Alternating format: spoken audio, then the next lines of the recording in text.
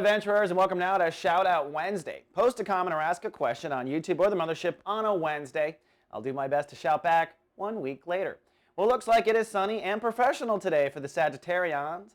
The moon is focusing your emotions now on career for a second day in a row, but don't be too surprised if there's an area in your career where you might be asked by the universe or your boss to grow up. It's because the moon will cross in front of Saturn, the serious parental planet. Whenever that happens, Saturn kind of calls our bluffs and points out where we really are being immature in a certain area. And by the way, immaturity is relative. It's relative to the system that you're in. So if you're working in a preschool, maybe you are being mature, but it really kind of depends on your situation.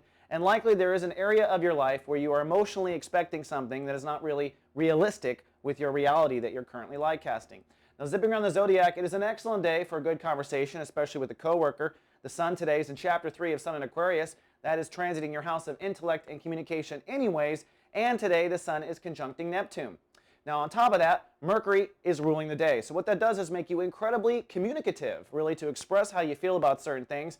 And if you're one of those Sagittarius that kind of thinks through your mouth, you'll find that you're very intuitive today with the sun conjuncting Neptune.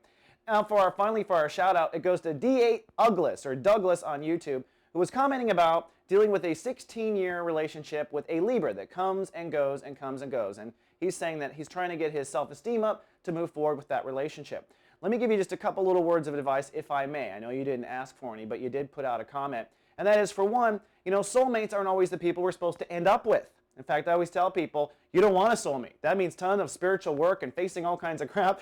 Ideally, you want to get through that relationship and onto the one that is truly your equal. And secondly, when it comes to Librans, going forward and coming back, going forward and coming back, that is just the nature of Libra. I don't think that will ever change. And even in a marriage, marital partners are usually people who don't have an issue with that. They allow the freedom of the scales to constantly tip. So be prepared to deal with that regardless if she comes back, Douglas. All right, that's all we have for Wednesday. I'll see you folks tomorrow with more. Live, love, be. So God.